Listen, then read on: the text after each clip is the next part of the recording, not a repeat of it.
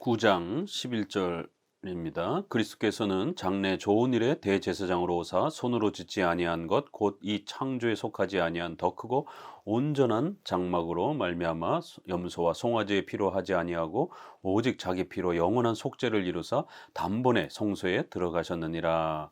염소와 황소의 피와 및 암송아지의 죄를 부정한 자에게 뿌려 그 육체를 정결하게 하여 거룩하게 하거든. 하물며 영원하신 성령으로 말미암아 흠없는 자기를 하나님께 드린 그리스도의 피가 어찌 너희 양심을 죽은 행실에서 깨끗게 하고 살아계신 하나님을 섬기지 하지 못하겠느냐. 9장 초반에는 이렇게 구약의 다양한 그 성막 또 성전의 그런 물건들 또 절기 이러한 구약의 의식의 이러한 다양한 그러한 그 도구들을 우리가 신약 이후에 오늘 우리가 어떻게 그걸 이해하고 사용해야 하는 것인지 그것의 주된 목적은 무엇인지 이런 부분들을 먼저 간략하게 은혜 언약의 그러한 경륜의 차이 그래서 의식법과 이러한 재판법의 임시적 성격 그러나 거기서 가르치고 있는 도덕법적인 또 그러한 규범들은 오늘 우리에게 그대로 또 연속된다라는 것입니다. 그래서 하나의 은혜 언약이 이렇게 두 개의 경륜 아래에서 그리스도를 가르치는 또 구원의 원리를 가르치는 이런 아주 놀라운 형식을 갖추고 있다라고 하면서 이제는 바로 그 구약에서 가르치고자 했던 의식법과 재판법들이 가르치고자 했던 바로 그 본질과 내용의 핵심인 예수 그리스도께서 이 땅에 오셔서 십자가의 죽으심으로 인해서 그 구원의 은혜 언약의 본질이 아주 더욱 선명하고 명확하게 드러났기 때문에 이제는 바로 그 예수 그리스도를 통하여 그리스도의 희생을 통하여 우리가 구원받는 이러한 위대한 구원의 이러한 그 죄사함의 은혜들을 우리가 더욱 깊이 사모하고 더 깊이 사랑하고 간직해야 된다라고 이렇게 말하는 겁니다. 구약에는 희미하고 모형과 그림자 형태를 통해서 하나님이 우리를 구원으로 초대하고 이렇게 가르쳤을 때조차도 많은 구약의 아브라함과 다윗 이런 구약의 선조들이 믿음으로 이렇게 하나님을 의지하며 살았는데 이제는 신약에는 훨씬 더 선명하고 분명하게 또 많은 이방인들까지도 주님께로 이렇게 또 초대해 주셨는데 이러한 그 그리스도의 십자가의 이러한 구원의 은혜를 우리가 소홀히 하고 등한시하면 안 된다라고 이렇게 당부합니다. 결국 이 구약의 많은 의식과 이러한 그 많은 형식들은 그것이 무슨 유대 왕국을 건설하기 위한 유대주의자들 또 세대주의자들처럼 무슨 백투 예루살렘 운동, 시오니즘 운동 이렇게 해서 민족적으로 혈통적으로 예루살렘을 이스라엘을 회복해야 되는 것처럼 이런 민족주의적인 이러한 해석도 잘못된 거고 또 무슨 신비체험 환상 이런 것에 또 경험하는 것처럼 그게 마치 기독교인 것처럼 오해하는 것도 잘못된 것이고 또 이러한 정치에 빠져서 이러한 국가 정치에 빠져서 또 이렇게 진보적인 극좌라든가 극우라든가 이러한 어떤 특정 정치 세력을 마치 이 땅에 만들어야 천국이 오는 것처럼 기독교를 그렇게 또 오해하는 이런 모든 것들이 잘못된 것이다라는 거예요. 바로 구약의 이런 모든 그 의식법들과 다양한 그 성전과 절기와 이러한 것들은 바로 인간의 죄의 이 심각성을 가르쳐주고 인간이 짊어지고 있는 바로 그 원죄의 문제, 이 죄책과 부패의 이런 원죄의 문제를 정확하게 가르쳐주고 우리가 처해 있는 이러한 그 비참함 그리고 죽음 이후에 결국 영원한 지옥의 형벌을 받아야 되는 인간의 이러한 그 죄의 이러한 심각한 상태 바로 이거를 가르치려고 사용된 거라는 겁니다. 바로 이 심각한 죄로부터 우리가 어떻게 그 죄 사함을 받고 죄가 면제를 받을 수 있는가, 죄가 사함을 받을 수 있는가 이게 핵심이라는 겁니다.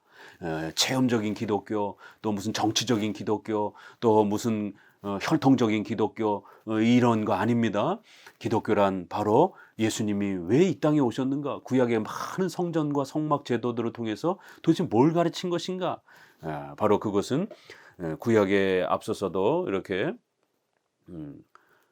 8절, 7절 이런 부분에서도 구약 이런 많은 부분들이 피 없이는 아니하였나니 이러면서 구약에서도 이렇게 짐승을 잡아서 피를 흘리고 우리 죄를 대신 그 짐승에게 그렇게 전가시킨다 이러면서 그리고 그 짐승을 희생시켜서 피를 흘려서 용서를 받는 그래서 피를 통해서 희생을 통해서 또 우리가 대신 그렇게 우리의 죄를 이렇게 대신 그렇게 희생하면서 용서받는다라고 하는, 죄가 용서돼야 된다라고 하는, 근데 그 죄는 반드시 피와 피 흘림과 또 그러한 죽음과 희생 제사를 통해서 용서받는다라고 하는, 바로 이걸 가르친 것이고, 신약에 와서는 예수 그리스도께서 바로 더 좋은, 더 크고 올바른 장래일에 좋은 일에 바로 대제사장으로서 그리스도께서 오셔서 염소와 송아지의 피로 하지 아니하고 자신의 피로 영원한 속죄를 이루기 위한 목적으로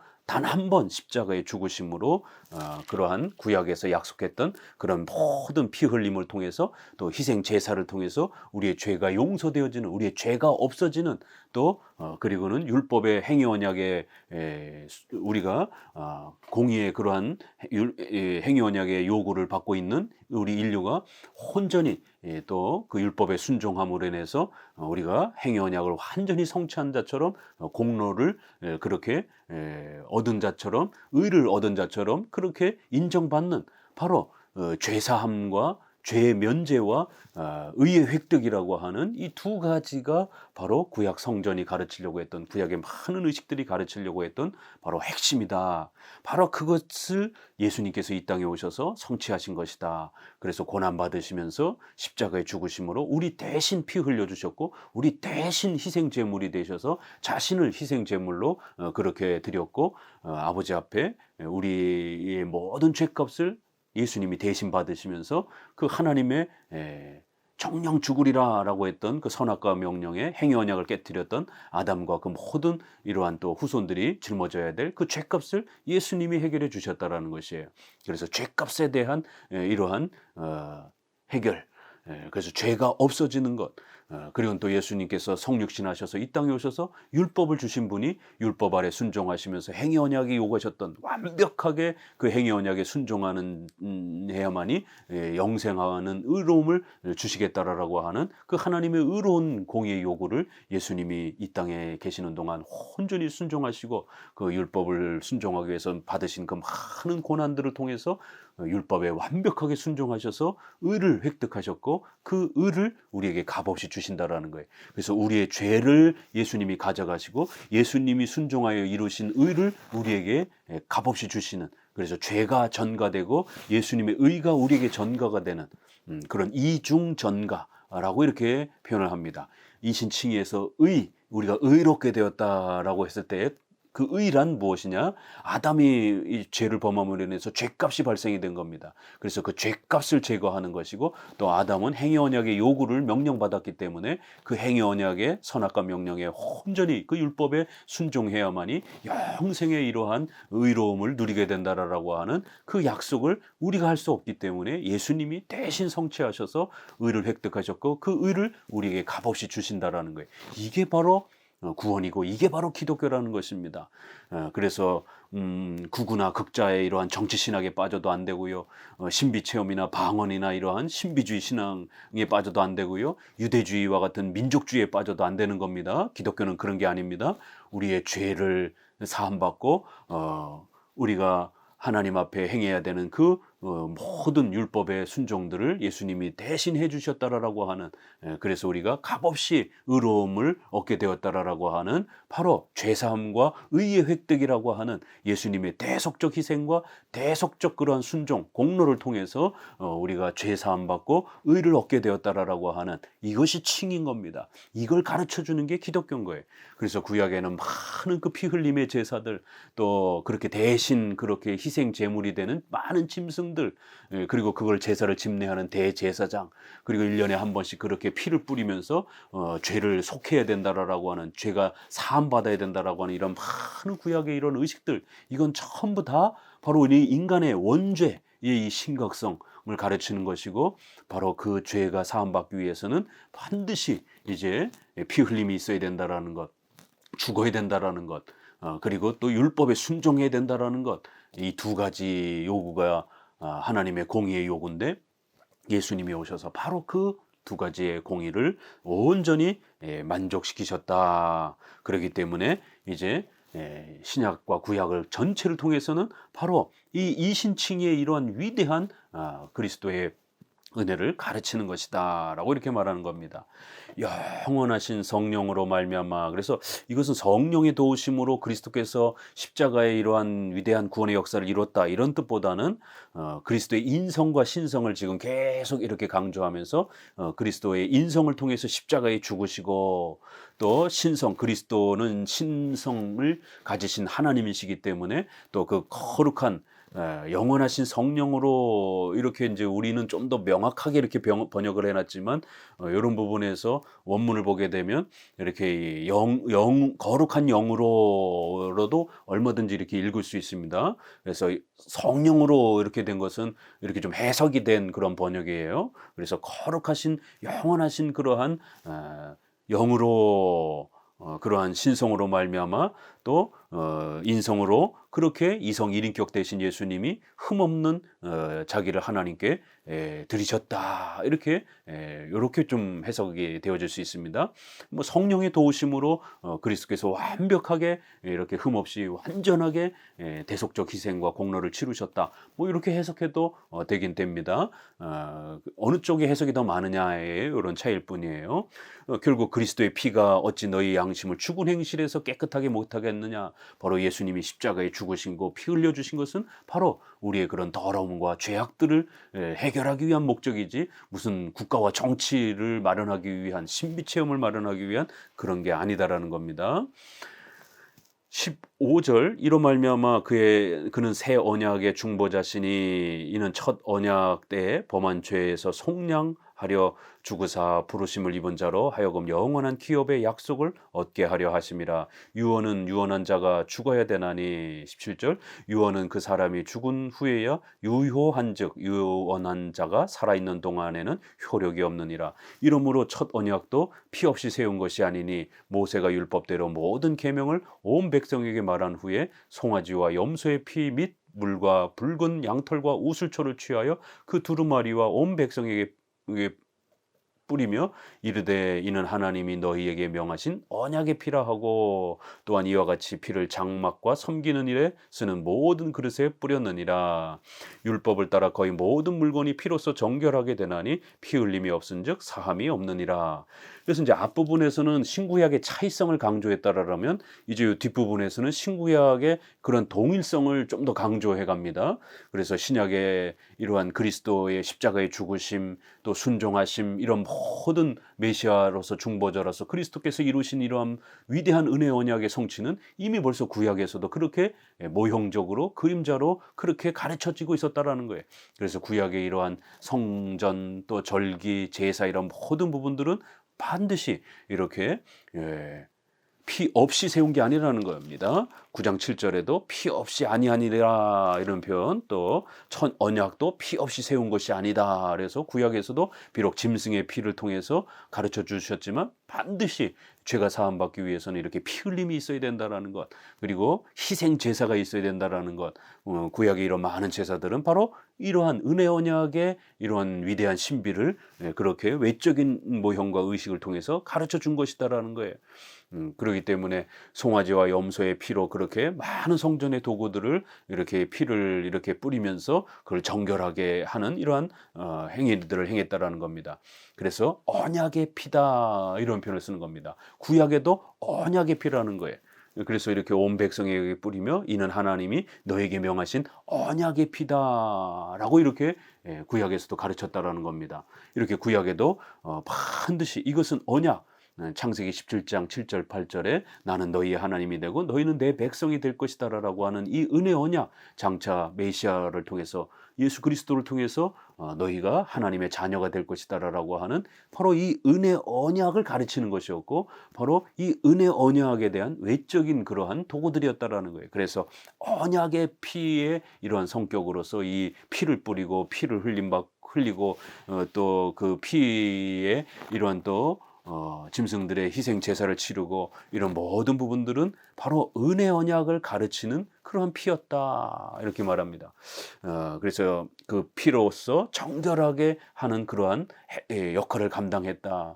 바로 이 본질적 내용은 은혜 언약을 가르치는 바로 장차 오실 예수 그리스도의 그 희생과 또 대속적인 그러한 희생과 공로를 통해서 모든 그런 죄가 사함받고 용서받는다라고 하는, 그래서 피 흘림이 없은즉 사함이 없느니라라고 하는, 반드시 피 흘림을 통해서 용서받아야 된다라고 하는 이러한 구약의 은혜 언약의 본질, 칭의의 본질을 이러한 외적인 의식법들을 통해서 가르쳐 온 것이다라는 거예요. 그래서 비록 지금은 의식법적인 외적인 형식은 안 가르친다, 우리가 계승하지 않는다 할지라도 그 예수 그리스도의 피 흘림과 희생을 통해서 대신 그러한 희생을 통해서 우리가 구원받는다라고 하는 대속적 희생 개념, 희생 제물, 희생 제사 개념, 속량, 속죄, 죄값을 치르다, 이러한 개념들은 여전히 구약이나 신약이나 동일하다라는 것이에요. 속량하려 주구사, 이런 표현들. 그래서 이렇게 언약이라고 하는, 디아테케라고 하는 이런 표현들을 언약이라도 번역하고 유언이라고도 번역하면서 이렇게 구약에서도 신약에서도 결국 이 약속은 바로 그런 피 흘림을 통해서 그렇게 완성된다라고 하는, 죽음을 통해서 완성이 된다라고 하는. 그러나 우리가 죽을 수 없기 때문에 하나님이신 예수님께서 직접 이 땅에 오셔서 그렇게 피 흘림을 통해서 그 언약 유언을 완성시켰다, 언약을 성취시켰다라고 이렇게 말을 하는 것입니다. 참으로 놀라운 우리 구원의 이신칭의 비밀을 이렇게 구약은 의식법을 통해서, 신약은 예수님이 십자가의 죽으심과 그 고난과 순종을 통해서 이렇게 성취된 걸 아주 명확하게 가르치고 있다라는 겁니다. 23절에 그러므로 하늘에 있는 것들의 모형은 이런 것들로서 정결하게 할 필요가 있었나니 하늘에 있는 그것들은 이런 것들보다 더 좋은 제물로 할지니라. 그리스도께서는 참것의 그림자인 손으로 만든 성소에 들어가지 아니하시고 바로 그 하늘에 들어가사 이제 우리를 위하여 하나님 앞에 나타나시고 대제사장이 해마다 다른 것의 피로써 성소에 들어가는 것 같이 자주 자기를 드리려고 아니하실지니 그리하면 그가 세상을 창조한 때부터 자주 고난을 받았어야 할 것이로되 이제 자기를 단번에 제물로 드려 죄를 없이 하시려고 세상 끝에 나타나셨느니라.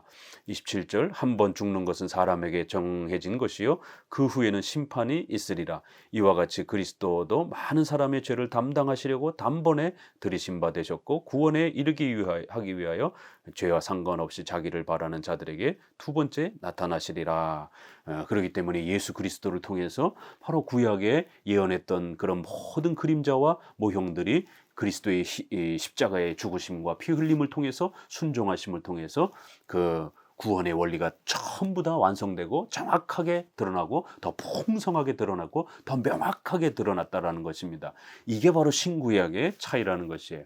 그래서 모형, 그림자 이런 표현을 다시 한번 쓰면서 예수님은 더 좋은 제물로서 이렇게 우리를 위하여 우리 대신 이렇게 대속교리라고 하는, 바로 우리 구원론에 있어서 대속교리, 우리 대신 대리, 대신 죽으신 거예요. 우리 대신 죽으신 것입니다. 우리의 죄 값을 대신 짊어지시고 죽으신 것이, 우리가 율법에 순종해야 되는, 행위 언약에 순종해야 되는 그 순종의 의무를 예수님이 대속적으로, 대신적으로, 대리적으로 그렇게 순종하심으로 완성하신 것입니다. 우리를 위하여 이렇게 구약의 이러한 많은 대제사장의 피를 뿌리고 죄를 사하는 이러한 많은 이런 부분들도 결국에는 이렇게 피 흘림을 통해서 구원받는다라는 것, 반드시 우리 죄가 사함 받아야 된다라는 것을 가르치기 위한 것이었고, 이제 예수님은 이제 그런 짐승의 피나 이런 걸로 하지 아니하고 자신의 피로서, 자신의 죽음으로써 그렇게 자신이 우리의 모든 죄값을 짊어지시고 우리가 순종해야 될 율법의 모든 순종의 의무들을 대신 그렇게 짊어지시고 온전히 죽으시고 또 순종하심으로 단 한 번 그렇게 이 땅에 또 태어나시고 또 순종하시며 또 단 한 번 십자가에 죽으심으로 그 모든 구원의 원리를 완성시켰다라는 것입니다. 자기를 단번에 제물로 드려 죄를 없이 하시려고 이렇게 죄사함에 대한 문제, 죄값에 대한 문제, 그리하여 이 땅에 나타나신 것이다. 이렇게 성육신을 포함해서 그리스도의 전 생애를 또 이렇게 나타나셨다, 이렇게 표현합니다.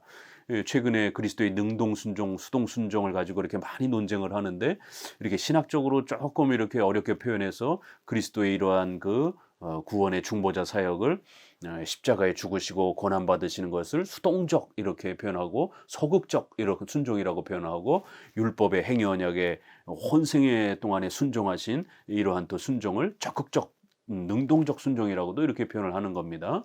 요거는 조금 더 신학적인 표현이고 웨스트민스터에 있는 대로 온전한 순종과 또 희생, 만족 이렇게 또 표현하는 겁니다. 요거는 약간씩 신학적인 표현으로 표현하느냐 또 성경에 있는 그런 단어를 사용해서 그대로 표현하느냐의 차이일 뿐인 것입니다. 그러나 그리스도께서 우리의 죄값을 없앤다라는 것, 그래서 우리 대신 죽으셔야 된다라는 것, 또 행위 언약의 그 율법의 요구를 공의의 요구를 온전히 또 만족시켜야 된다라는 것, 이 두 가지는 칭의의 핵심적인 두 가지입니다. 죄의 전가, 의의 전가, 이중 전가라고 하는 이 칭의의 핵심은 우리 구원의 가장 핵심론인 것입니다. 그렇기 때문에 개혁주의 장로교 목사라고 하면서 웨스트민스터를 공격하고 또 이렇게 능동순종, 예수님이 행위 언약에 순종하신 이런 부분들을 율법주의라고 이렇게 공격하면서 비판하게 되면 칭의론이 깨지게 됩니다. 이건 굉장히 심각한 구원론을 파괴하는 심각한 이러한 곡해요, 잘못된 그러한 오류입니다. 본인들이 이러한 웨스트민스터와 우리 정통 기독교의 구원론을 제대로 정립하지 못해서 이런 실수들을 하는 것입니다. 다시 한번 이런 히브리서를 통해서 또 웨스트민스터의 우리의 신앙 고백을 통해서 그리스도께서 우리를 위하여 이루신 그 구원의 위대한 핵심이 무엇인지, 이신칭의의 그 핵심이 무엇인지, 이신칭의의 논쟁은 두 가지입니다. 믿음으로냐 행위로냐. 그래서 믿음으로써 구원받는다라고 하는, 오직 은혜로 믿음으로 구원받는다라고 하는 이 믿음으로써 이 신, 그 다음에 그 의가 무엇으로 구성되느냐. 그래서 그리스도께서 십자가에 죽으시기만 하는 죄값을 짊어지는 것으로만 우리가 구원되는 것인가, 아니면 율법에 온전히 순종하심으로 그 율법의 의를 완성하시는 행위 언약의 그 요구를 완성하시는 것으로 의가 완성되는 것이냐라고 했을 때 우리 장로계 정통 기독교의 칭의로는 죄값이 해결되어야 되고 또 행위 언약의 요구가 만족되어야 되는 이 두 가지 요구가 만족되어야만이 의롭게 되어지는 것입니다. 왜냐하면 아담은 범죄를 했습니다. 그러면 죄값이 발생이 된 거예요. 원죄란 죄책이 있는 겁니다. 우리가 하나님 앞에 진노와 정죄를 받았기 때문에 죄에 대한 책임이 있는 거예요. 죄값이 발생이 된 겁니다. 그리고 또 행위 언약, 선악과 명령을 지키면 영생을 누린다라고 하는 그건 율법의 형식이었고, 그래서 율법의 이러한 신명기 말씀이라든가 갈라디아에서 있는 말씀처럼 율법의 그 모든 명령들을 온전히 순종하면 의롭게 되어질 수 있다라고 하는 이 행위 언약의 요구가 있는 것입니다. 그렇지만 아무도 죄인된 인간은 이 행위 언약의 율법의 요구를 완성시킬 수 없는 것이에요. 그래서 예수님이 우리 대신 그 율법에 순종하신 것입니다. 그래야 히브리서 9장에서도 죄를 없이 하시려고 이 땅에 나타나셨다 이렇게 표현을 하는 겁니다. 두 가지로. 만약에 죄를 없이 하는 것이 주된 목적이었으면 예수님이 갓난아기로 태어나셔서 바로 십자가에 죽어도 되시는 것입니다. 왜 33년 동안의 그 오랜 기간 동안에 이 땅에 계셨습니까? 거기에는 율법에 순종하시기 위한 그러한 사역도 필요한 거고 또 십자가에 죽으시는 그러한 고난도 또 필요하기 때문에 그렇게 적당한 기간 동안을 이 땅에서 그렇게 나타나신 것입니다. 그래서 죄를 없이 하는 것과 또 성육신하셔서 이 땅에 계시는 동안에 그렇게 또 율법에 순종하시는 또 그러한 목적, 이 두 가지가 하나님 앞에서 단번에 그렇게 완성된 것이다 이렇게 표현하는 겁니다. 만약에 여기에서 우리가 조심해야 되는 것은 피 흘림 이렇게만 강조되어 있지만 이것은 예수님이 핏방울을 한 서너 방울 흘렸다 이런 게 중요한 게 아닙니다. 죽음을 말하는 것이에요. 그래서 이거를 제유법이라고 말합니다. 큰 의미를 줄여서 한 단어와 한 주제로 이렇게 줄여서 축소해서 말하는 제유법적인 형태를 성경은 굉장히 많이 사용합니다. 왜냐하면 그 수많은 내용을 다 말할 수 없기 때문에 특정한 단어와 어떤 표시로 하나로 줄여서 이렇게 축소해서 말하는 제유법을 많이 사용하는 것이에요. 그래서 예수님이 피 흘려주셨다 그랬을 때 피를 5방울 흘렸다 이런 뜻이 아니라 그거는 죽음을 그리스도께서 우리 대신 죄값을 짊어지시고 죽으셔야 한다라고 하는 죽음을 나타내는 하나의 그러한 제유법적인 축소적인 표현인 것입니다. 그래서 십자가에 죽으시는 이러한 그 부분만 만약에 강조하는 것도 이 히브리서 말씀대로라면 피 흘린다라는 표현이 강조되어 있는 거지 예수님이 죽었다라는 이러한 표현이 많이 강조되지는 않습니다. 그러나 정작 핵심 내용은 죽음을 강조하는 것이죠. 그래서 성경은 너무 지나치게 그 단어 한 글자 토시에 지나치게 이렇게 함몰돼 가지고 막 논쟁을 하게 되면 성경 전체의 이 핵심 내용을 잃어버리게 되는 것입니다. 여기도 계속 구약과 신약을 대조해 가면서 피 흘림, 피 흘림, 피 흘림을 계속 그 단어를 사용하는 겁니다. 그러나 실제적으로는 죽음을 의미하는 것입니다. 예수님이 우리 대신 죄값을 짊어지시고 정령 죽으리라라고 했던 하나님의 이 형벌을 받으신 것이에요. 정죄를 받으시는 것입니다. 그리고 또 행위 언약의 선악과 명령을 지키면 너희가 영원히 살게 될 것이다라고 하는 바로 이 의로움의 이러한 그 요구를 예수님이 만족시키기 위해서 이 땅에 인성을 가지시고 오셔서 그 많은 율법의 생애 동안의 율법을 성취하시면서 단 하나도 빠짐없이 온전히 그렇게 완전히 성취하신 것입니다. 그러나 그 율법의 문항 하나를 이렇게 성취하는 그런 개념이 아니라 예수님은 남자기 때문에 또 예수님은 결혼도 안 하셨습니다. 그러면 십계명의 이런 많은 명령의 조목조목 하나하나를 다 어떻게 성취합니까? 그 율법은 그런 구조로 되어 있는 게 아니라 사랑은 율법의 완성이다 이런 로마서에 있는 말씀처럼 율법은 예수님께서도 대강령은 두 가지로 되어 있다. 하나님을 사랑하고 이웃을 사랑하라라고 하는 이 두 가지로 구성되어 있다. 이렇게 해서 율법은 하나만 지켜도 온전하게 모든 것을 다 지키는 그 본질성의 이러한 부분들을 제대로 지켜내면 율법의 나머지 형식적인 부분들은 전부 다 완성하는 걸로 그렇게 취급이 되어질 수 있는 겁니다. 그래서 사랑은 율법의 완성이다라고 이렇게 말하는 거예요. 예수님은 왕도 되어져 본 적도 없습니다. 또 예수님은 결혼한 적도 없어요. 그렇지만 예수님은 5계명 그 권위와 질서에 순종해야 된다는 것, 또 간음하지 말라라는 것, 결혼의 이런 의무, 이런 모든 부분들까지 사랑으로서 그렇게 완성해 주신 것입니다. 이렇게 한 번 죽는 것은 사람에게 정하신 것이요 그 후에는 심판이 있다 그러면서 인간이 처해 있는 이 가장 무서운 이 정죄와 형벌의 이 상태, 바로 이거를 깨우쳐주고 이 죄로부터 하나님의 형벌로부터 우리가 구함을 받는 것, 죄사함 받고 또 율법에 순종함으로 의를 얻는 것, 이 두 가지가 칭의의 핵심이고 구원의 핵심인 것입니다. 바로 많은 사람들의 죄를 담당하시려고 또 죄를 담당하시려고 단 한 번 자신을 그렇게 십자가에 희생하시면서 모든 그러한 죄값의 문제와 율법의 순종 문제를 해결하셨습니다라고 이렇게 이신칭의 핵심이 무엇인지, 구원이란 무엇인지, 예수님이 왜 이 땅에 오셔서 십자가에 죽으시고 또 성육신하셔서 또 그 30여 년 동안에 고난 받으시면서 또 그렇게 사셨는지에 대한 예수님의 이러한 생애와 중보 사역의 이러한 모든 의미들은 우리의 죄값을 사해 주는 거고, 율법의 요구를 온전히 성취하시는 이 칭의의 이중정가의 이러한 칭의를 완성하시기 위한 것이었다라고 말합니다. 마지막으로 요 많은 사람은 우리가 앞부분에서도 본 것처럼 온 세상 사람들을 다 구원시켜 주겠다 이런 뜻이 아니라 바로 하나님 앞에 예정된 그 모든 사람들, 택함 받은 그 한 사람도 빠짐없이 그 많은 사람들을 구원하기 위해서 이렇게 읽어내야 되는 것입니다. 자, 9장은 이렇게 이신칭의의 핵심인 예수님의 대속적 희생과 대속적 순종, 대속적 공로라고 하는 바로 예수님의 대속적 희생과 공로를 우리에게 가르쳐 주면서 기독교 구원의 위대함과 그 본질과 핵심이 무엇인지를 아주 명확하게 이렇게 설명하고 있습니다. 감사합니다.